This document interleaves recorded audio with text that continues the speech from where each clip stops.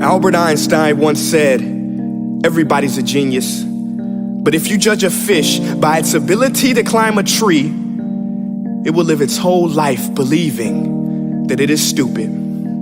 Ladies and gentlemen of the jury, today on trial we have modern day schooling. Glad you could come. Not only does he make fish climb trees, but also makes them climb down and do a 10-mile run. Tell me, school, are you proud of the things you've done?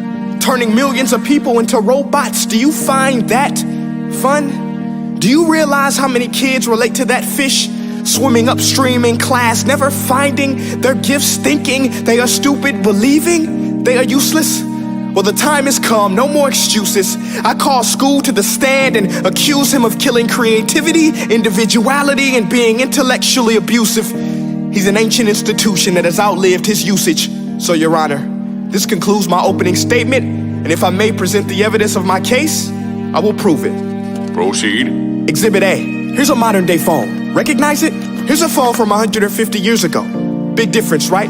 Stay with me. Here's a car from today, and here's a car from 150 years ago.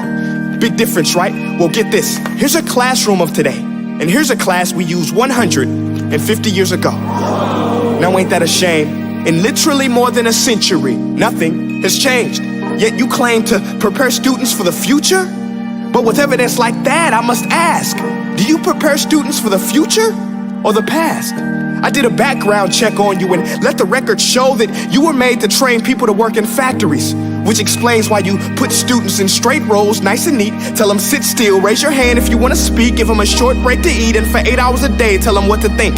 Oh, and make them compete to get an A letter which determines product quality, hence grade A of meat. I get it. Back then, times were different. We all have a past. I myself am no Gandhi. But today, we don't need to make robot zombies. The world has progressed. And now we need people who think creatively, innovatively, critically, independently, with the ability to connect. See, every scientist will tell you that no two brains are the same. And every parent with 2 or more children will confirm that claim. So please explain why you treat students like cookie cutter frames or snapback hats, giving them this one-size-fits-all crap. Watch your language. Sorry, Your Honor, but if a doctor prescribed the exact same medicine to all of his patients, the results will be tragic. So many people would get sick, yet when it comes to school, this is exactly what happens, this educational malpractice, where one teacher stands in front of 20 kids, each one having different strengths, different needs, different gifts, different dreams, and you teach the same thing the same way? That's horrific. Ladies and gentlemen, the defendant should not be acquitted. This may be one of the worst criminal offenses ever to be committed. And let's mention the way you treat your employees. Objection. Overruled. I want to hear this. It's a shame. I mean, teachers have the most important job on the planet, yet they're underpaid? No wonder so many students are short-changed. Let's be honest, teachers should earn just as much as doctors, because a doctor can do heart surgery and save the life of a kid, but a great teacher can reach the heart of that kid and allow him to truly live. See, teachers are heroes that often get blamed, but they're not the problem. They work in a system without many options or rights. Curriculums are created by policymakers, most of which have never taught a day in their life. Just obsessed with standardized tests. They think bubbling in a multiple choice question will determine success. That's outlandish. In fact, these tests are too cruel to be used and should be abandoned, but don't take my word for it. Take Frederick J. Kelly, the man who invented standardized testing, who said, and I quote, "These tests are too cruel to be used and should be abandoned." Ladies and gentlemen of the jury, if we continue down this road, the results will be lethal. I don't have much faith in school, but I do have faith in people.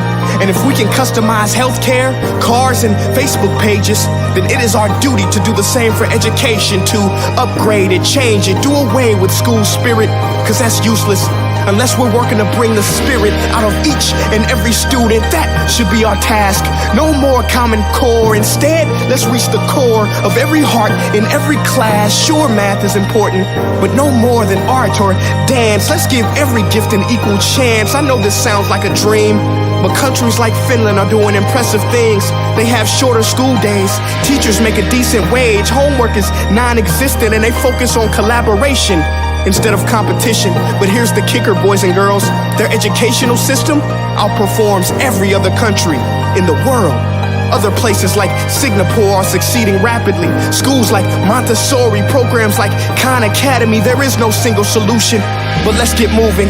Because while students may be 20% of our population, they are 100% of our future. So let's attend to their dreams, and there's no telling what we can achieve. This is a world in which I believe, a world where fish are no longer forced to climb trees. I'll rest my case.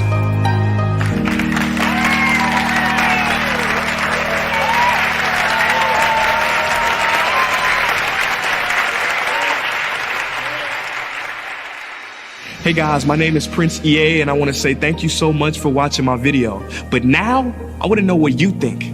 How can we together create a more efficient, effective, and just better future of learning? I want you to visit nestday.com/preorder the future and share your thoughts and ideas on the topic. Peace.